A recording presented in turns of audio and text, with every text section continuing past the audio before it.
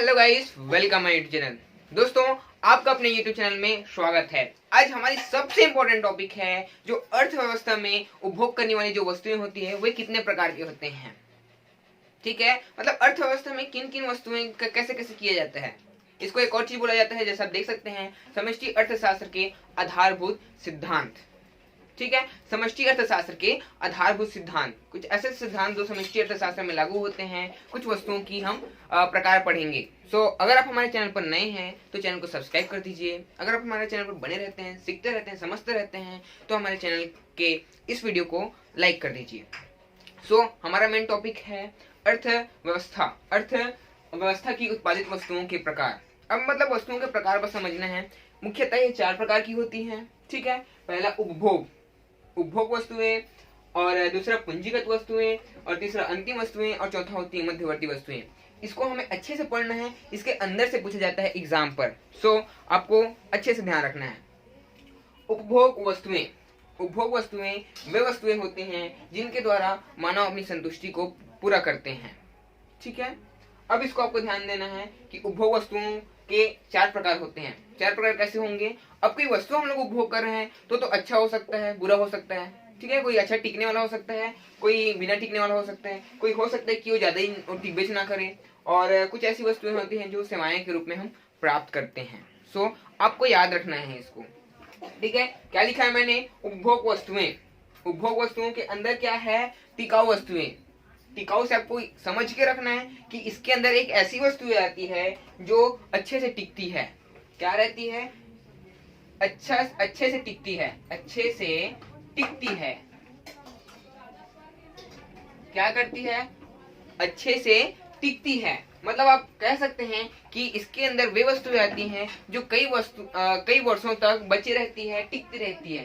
कई वर्षों तक हम उनका उपभोग कर सकते हैं। कई बार हम उसका उपभोग कर सकते हैं, कई बार हम उसको इस्तेमाल कर सकते हैं। अब इसके अंदर कौन कौन सी वस्तुएं आएंगी उसको आपको ध्यान रखना है। उदाहरण के रूप में आप ले सकते हैं, जैसे कि ये कपड़ा है, हम इस कपड़े को बार बार यूज कर सकते हैं। मैं 2 से 3 साल पहन सकता हूँ, जैकेट को भी 3 से 4 साल पहन सकता हूँ।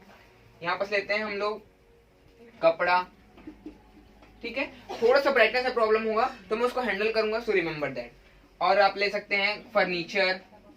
ठीक है, सॉरी, कपड़ा ले सकते हैं, कोई मशीन ले सकते हैं, बड़ी मशीन ले सकते हैं जो काफी टिकता हो उद्योगपतियों के लिए। ठीक है, तो ऐसा उदाहरण जो कई बार हम उसे यूज कर सकते हैं, उसे टिकाऊ वस्तु कहते हैं। अब आता है अर्ध टिकाऊ वस्तु वे वस्तुएं होती हैं जो ज्यादा समय के लिए नहीं टिकती हैं। किनसे, टिकाऊ वस्तु से थोड़ी कम समय के लिए टिकती हैं। उदाहरण के आप रूप में ले सकते हैं, जैसे कि कुछ सपोज ये मार्कर है, ये वस्तु है तो ये कुछ समय के लिए टिकेगा, 1 से 2 साल टिकेगा ज्यादा। तो ये जो वस्तुएं होती है वो कम समय के लिए टिकती हैं। किनकी अपेक्षा, टिकाऊ वस्तु की अपेक्षा ये कम समय के लिए टिकती है। उदाहरण के रूप में आप ले सकते हैं मार्कर ले सकते हैं, कोई फर्नीचर ले सकते हैं, क्योंकि जो फर्नीचर है वो कुछ समय बाद खराब हो सकता है। आप कूलर ले सकते हैं, एसी ले सकते हैं, एक्सेट्रा। एग्जाम्पल है आपका। अब आती है गैर टिकाऊ वस्तु वे वस्तुएं होती हैं जो नहीं टिकती हैं। अब ऐसी कौन कौन सी वस्तुएं उसको आपको ध्यान में रखना है। गैर टिकाऊ वस्तुएं वे वस्तुएं हैं जो तनिक क्षण के लिए होती हैं या फिर कुछ समय के लिए होती हैं।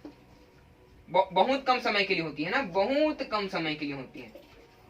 बहुत कम समय के लिए क्या क्या होती हैं, एक तो दूध है, सब्जी बोल सकते हैं आप लोग, एक्सेट्रा। आप सभी जानते हैं जो बहुत कम समय के लिए रहते हैं, जैसे कि आप चॉकलेट बोल सकते हैं, केक बोल सकते हैं, दूध है, मलाई है, एक्सेट्रा। ठीक है, अब आती है कुछ सेवाएं भी किसके अंतर्गत है, उपभोग वस्तुओं के अंतर्गत है, जिसको मानव उपभोग करता है, इस्तेमाल करता है। तो सेवाएं में क्या आ सकती है, डॉक्टर द्वारा दी गई सेवाएं ले सकते हैं, और एग्जाम्पल हम लोग कि मम्मी पापा द्वारा किए गए हमारे पालन पोषण, ये सारी सेवाएं हैं जिनको कोई वस्तु उपभोग करता है, कोई यूज करता है। ठीक है, अब इसके बाद हम देखेंगे पूंजीगत वस्तु। अब आपको ध्यान रखना है कि पूंजीगत वस्तुएं में ऐसी वस्तुएं आती हैं जिनका हम बहुत बार यूज कर सकते हैं, मतलब एक बार लगाएं उसको हम हमेशा के लिए कर सकते हैं। ठीक है, पूंजीगत वस्तुओं में आपको कंपेयर में बताऊंगा तब वो क्लियराइज होगा। ठीक है, पूंजीगत वस्तुएं वे वस्तुएं होती हैं जिनका उपभोग, जिनका इस्तेमाल हम बहुत बार करते हैं। ठीक है, उपभोग वस्तु में क्या होती है कि जैसे कोई कपड़ा है या फिर कोई मशीन है तो हम इसको बहुत बार नहीं कर सकते। सो रिमेंबर दैट पूंजीगत वस्तुएं, उपभोग वस्तुएं, इनके टिकाऊ, अर्ध टिकाऊ, गैर टिकाऊ एंड सेवाएं में। इसका हम उदाहरण लिखते हैं। अर्ध टिकाऊ में आता है फर्नीचर बोल सकते हैं आप, कोई छोटा सा मशीन बोल सकते हैं, मार्कल बोल सकते हैं, कल ये बोल सकते हैं। सेवाएं में क्या होती है, डॉक्टर द्वारा दी गई सेवाएं, ठीक है, कोई सेवाएं लिख सकते हैं। गैर टिकाऊ में आप लिख सकते हैं दूध लिख सकते हैं, मिल्क है, बटर है, एक्सेट्रा। आप अपनी मर्जी से लिख सकते हैं। सो आई होप इतना क्लियर होगा। चलिए अब हम देखते हैं अंतिम वस्तुएं एंड मध्यवर्ती वस्तुएं।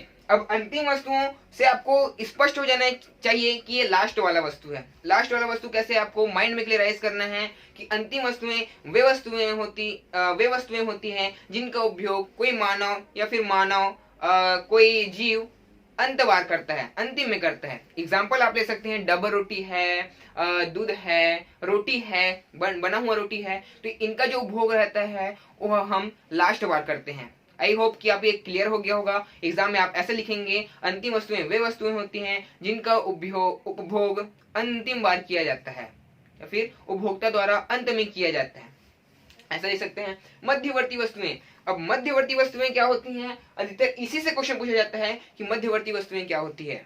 ठीक है, अब यहाँ पर आपको ध्यान रखना है कि मध्यवर्ती वस्तुएं वे वस्तुएं होती हैं जिनका उपभोग ना किया हो तथा इन्हें पुनः बेचा जा सके।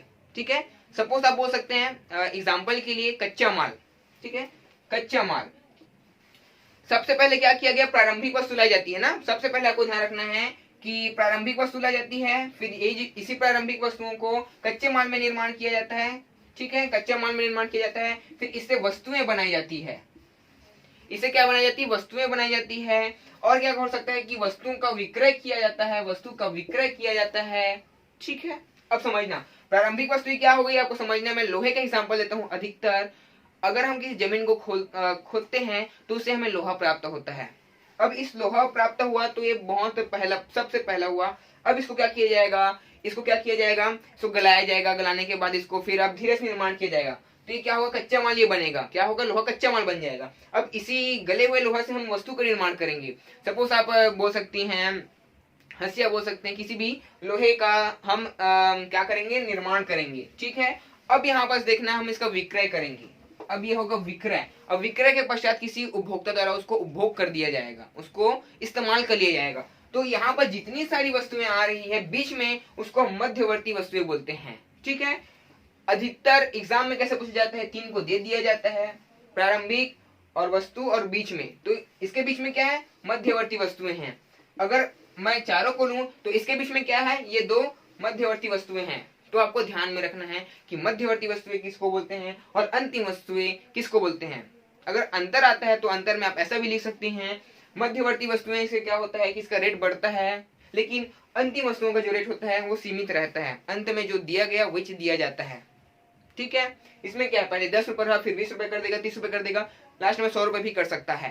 So remember that. ठीक है, आई होप कि आपको ये जो टॉपिक है अच्छे से क्लियराइज हुआ होगा। एग्जाम में 2 से 3 नंबर के क्वेश्चन आते हैं, कई बार बड़े क्वेश्चन ही पूछे जाते हैं। So remember that. फिर मिलते हैं नेक्स्ट वीडियो के लिए।